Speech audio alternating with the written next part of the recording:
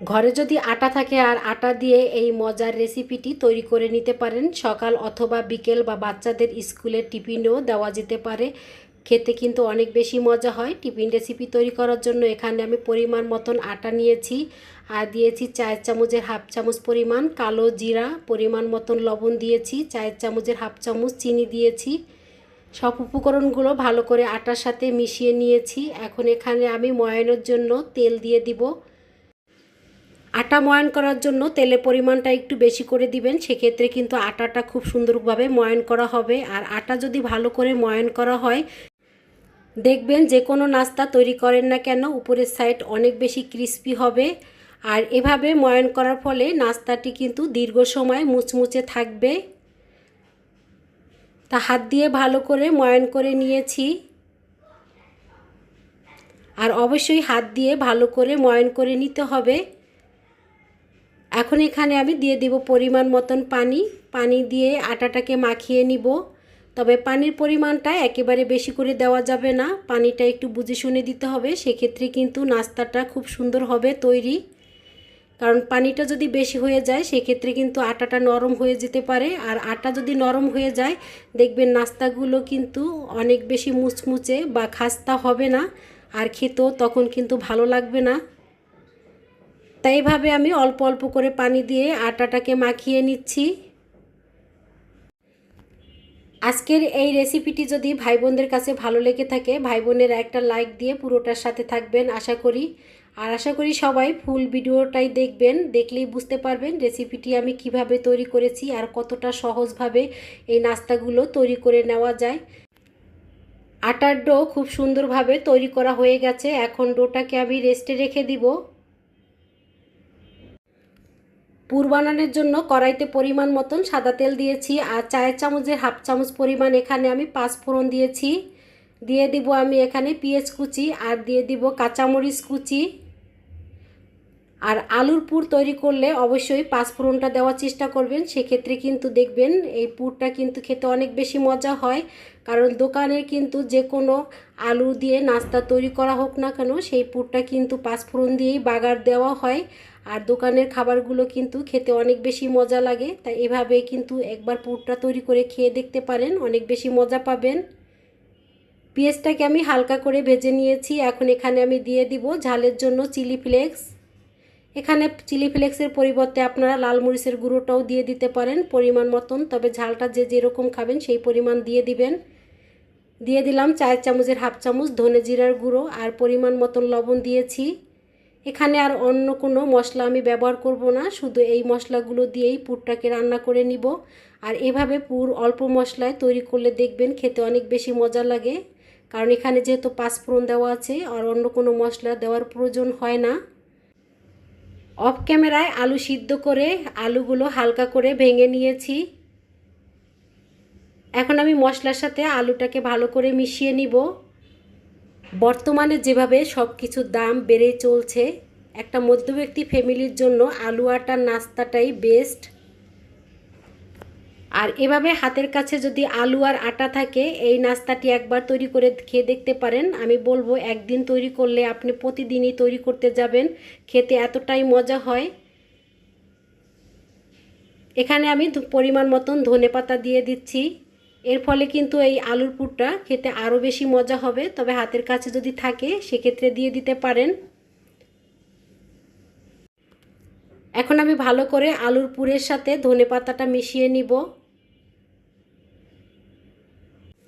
আলুর পুর রান্না করা হয়ে গেছে, চুলার থেকে নামিয়ে এক সাইড করে রেখে দিব ঠান্ডা হওয়ার জন্য। আটাটাকে বেশিক্ষণ সময় রেস্টে রাখার প্রয়োজন হয় না, যতক্ষণ পর্যন্ত আমি পুর রান্না করে নিয়েছি ততক্ষণ পর্যন্ত আমি আটাটা রেস্টে রেখে দিয়েছি। আর এখান থেকে এখন আমি 3টা লেচি কেটে নিব।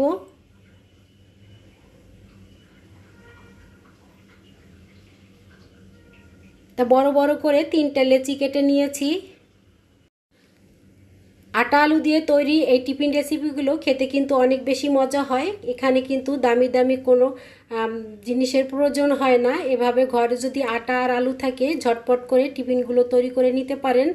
আর এভাবে তৈরি করে আপনি চাইলে ডিপ ফ্রিজে ফ্রোজেন করেও রেখে দিতে পারেন। যখন মন চাইবে তখন ফ্রিজের থেকে নামিয়ে তেলে ভেজে বাচ্চাদেরকে পরিবেশন করে দিতে পারেন। এখন এখান থেকে আমি একটা রুটি আপনাদেরকে বেলে দেখাচ্ছি। রুটিটা কতটা মোটা এবং কতটা পাতলা করে বেলে নিব। তবে রুটিটাকে আমি অনেক বড় করে বেলে নিব। এই নাস্তার জন্য রুটি বড় করে বেলে নিতে হবে। তাই দেখতেই পাচ্ছেন ভাই বোনেরা, রুটিটা কিন্তু আমি বড় করে বেলে নিয়েছি। আর একেবারে পাতলা করেও বেলি নাই, আবার মোটা করেও বেলে নেই নাই। এখন আমি সাইড থেকে কিছু অংশ কেটে বাদ দিয়ে দিব।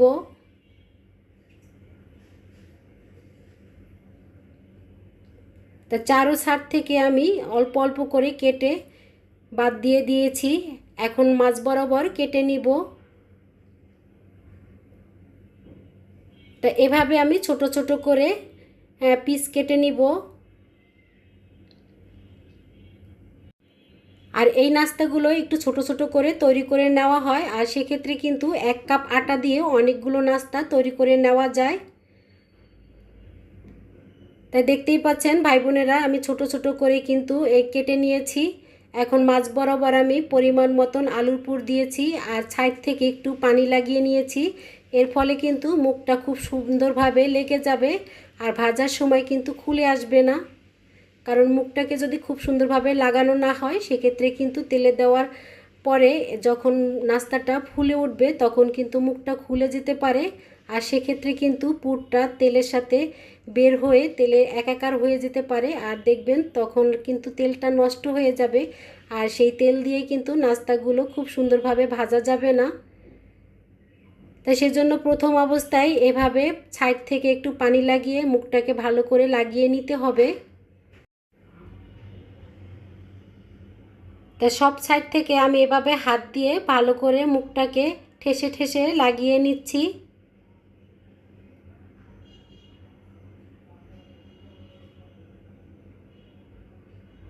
তো এভাবে আমি অফ ক্যামেরায় সবগুলো তৈরি করে নিয়েছি।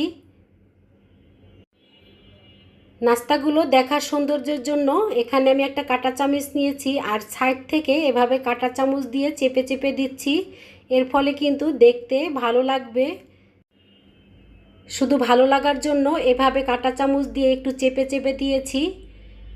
এখানে আপনারা চাইলে নাও দিতে পারেন, আবার চাইলে এখানে সর্ব সাইডে একটু এভাবে চেপে চেপে দিতে পারেন, সেক্ষেত্রে কিন্তু দেখতে ভালো লাগবে।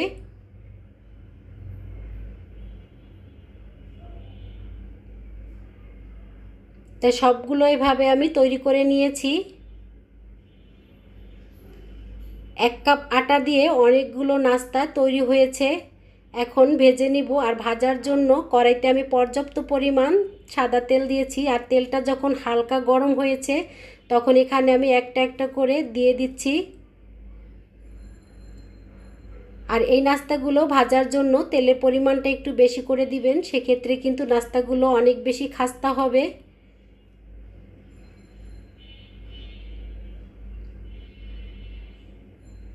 হালকা কুসুম গরম তেলে দিতে হবে নাস্তাগুলো।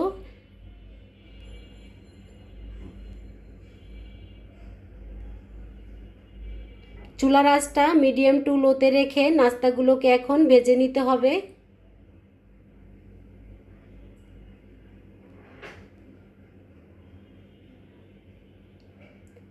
তো উল্টিয়ে পাল্টিয়ে নাস্তাগুলোকে আমি ভেজে নিব।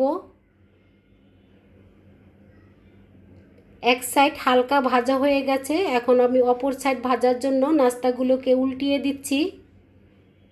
এখানে তো পরিমাণে অনেকগুলো দিয়েছি, সেজন্য উল্টাতে একটু সমস্যা হচ্ছে।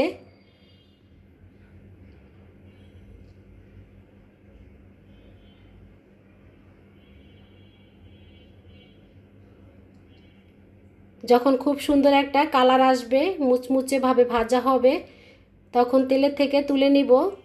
নাস্তাগুলো কিন্তু ভাজা হয়ে গেছে আর কালারটাও কিন্তু দারুণ এসেছে। এখন আমি তেলের থেকে তুলে নিচ্ছি। আজকের এই রেসিপিটি আপনাদের কাছে কীরকম লেগেছে অবশ্যই কমেন্ট করে জানাবেন। আর রেসিপিটি ভালো লাগলে একটা লাইক দিয়ে দিবেন। আর চ্যানেলটি সাবস্ক্রাইব করে চ্যানেলের পাশেই থেকে যেতে পারেন এভাবে নিত্য নতুন রেসিপি দেখতে চাইলে।